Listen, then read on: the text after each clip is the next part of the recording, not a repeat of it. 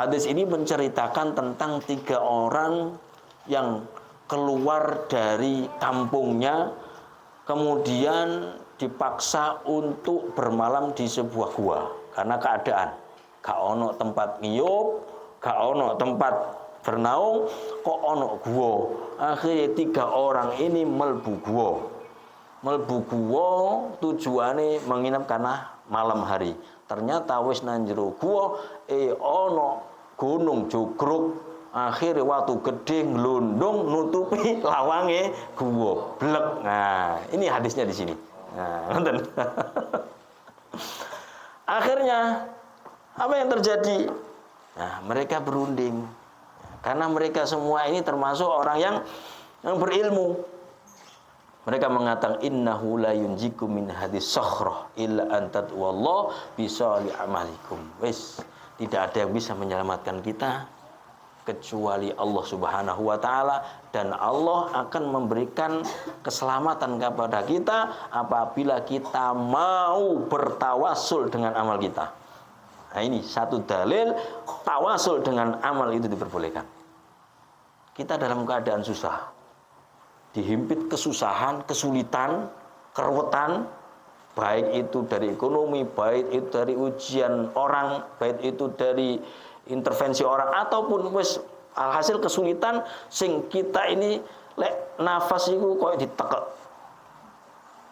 Berarti misalnya saking berarti masalah. Nah, ngono. Maka diibaratkan seperti ini, mlebu guwa ketutupan blek gak iso metu. Wis gak iso golek pangan nang jero guwa, peteng, dedet. Nah, ngono ten. Akhirnya mereka bertawasul dengan amal soleh mereka kepada Allah Subhanahu wa taala. Orang pertama ini, ya Allah, saya itu punya bapak dan ibu yang saikhoni kabironi. Itu usia lansia. Saya punya bapak dan ibu itu lansia ya Allah. Namun saya berusaha untuk berbakti kepada bapak dan ibu saya, dan bukti daripada bakti saya kepada bapak dan ibu saya itu saya ekspresikan lewat tiap sore itu saya selalu memeras susu kambing saya berikan kepada ibu saya. Semua keluarga tidak saya perbolehkan minum susu kecuali setelah bapak dan ibu saya minum. Saya dahulukan istri saya, anak saya, anggota keluarga saya tidak boleh minum sebelum bapak dan ibu saya minum. Nah, suatu saat ya Allah, saya mencari rumput dan kayu ke daerah yang jauh, ternyata saya datang kemalaman. Akhirnya saya tergopoh-gopoh, saya peraskan, ternyata saya hidangkan ke ibu bapak saya tidur. Saya nggak berani membangunkan. Lek saya bangunkan, khawatir ganggu, wis enak turu. Sehingga wis babah tak cekelane ae. Tak cekelane sampai tangi. Ternyata fajar, subuh baru bangun. Sedangkan anak istri saya, ya Allah, waktu saya menunggu minumannya bapak ibu saya itu, istri dan anak saya itu kelaparan. Memohon-mohon, tak umbini, tapi saya nggak berani ya Allah. Ini bentuk bakti saya kepada bapak ibu saya. Kalau itu adalah amal soleh yang engkau terima dan engkau ridha, ya Allah, mohon bukakan batu besar ini biar saya bisa keluar. Apa yang terjadi? Horek, buka duit tapi buka titik dok, kena ngintip dok, awalnya telepono gak cukup, tapi buka, masya Allah. Ini Nabi yang tahu ya, hadisnya soleh. Yang kedua, ya Allah, saya pernah punya amal, menurut saya ini adalah amal soleh. Saya punya sepupu anaknya paman saya. Dia itu anak yang orang perempuan yang cantik dan saya sangat mencintainya. Tidak ada wanita di dunia ini yang lebih saya cintai daripada dia. Dan suatu saat saya ingin bermaksiat dengannya, namun ditolak. Ditolak ya Allah. Dan karena ditolak, dia meninggalkan saya. Suatu saat dia kepepet di tahun paceklik, dia kepepet ya Allah. Dia memohon bantuan saya bantu dengan syarat dia menyerahkan dirinya pada saya. Karena kepepet dia mau ya Allah. Kemudian ketika saya mau zina dengan dia, tiba dia dari mulutnya keluar, ittaqillah, takutlah kamu pada Allah. Kemudian setelah itu ya Allah, aku merasa takut kepadamu sehingga aku tinggalkan kemaksiat itu. Dia tak kasih uang 120 dinar juma-juma, dan itu saya tinggalkan karena saya takut kepadamu ya Allah.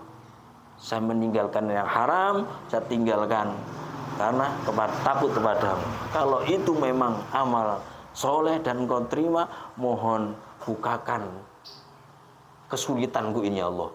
Batu ini mohon digeser. Geser didik. Dia gak cukup dia. Jadi dulu kayak metu ngeten gak cukup. Ora didik tok. Terus mau sing nomor 3. Sing nomor 3 napa nggih? Sik tak waca. Kula lali.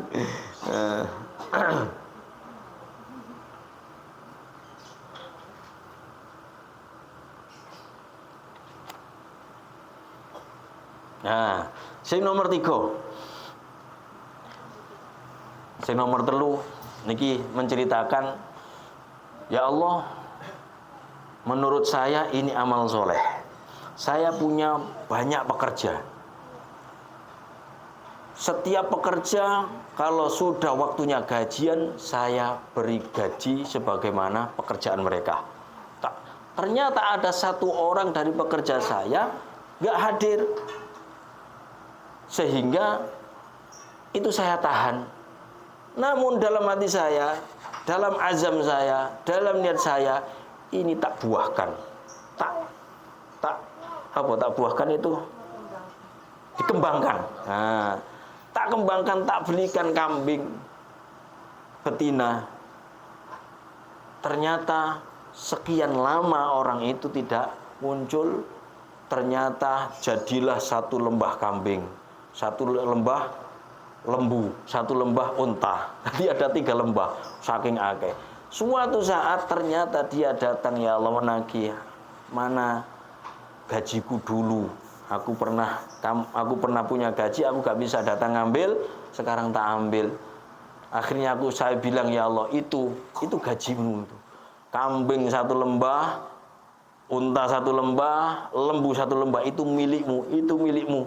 Itu dari cocok ngece aku sampean, bahasa cara ngene. Latas tahziu, ojo ngece aku sampean, mosok iku. Iya, terus diceritakan. Awalnya begini, akhirnya jadi sekian banyak. Kemudian dia mengambil semuanya. Semuanya diambil, ya Allah. Tapi saya rela, saya ikhlas. Saya enggak ngocek isi dia, enggak apa-apa. Wes ikhlas karena panjenengan, ya Allah. Itu amal soleh yang engkau terima, maka permudahkanlah jalan keluar saya ini. Akhirnya horok-horok buka belang. Iso metu, Masya Allah. Ini satu dalil bahwa tawasul dengan amal soleh kita itu diperbolehkan. Nah, diperbolehkan. Jenengan kok ada kesulitan, boleh maca Yasin, nggih. Boleh sodako, GPE, nolak balak, misalnya. Boleh, ya hati sini. Nah, ngoten nggih.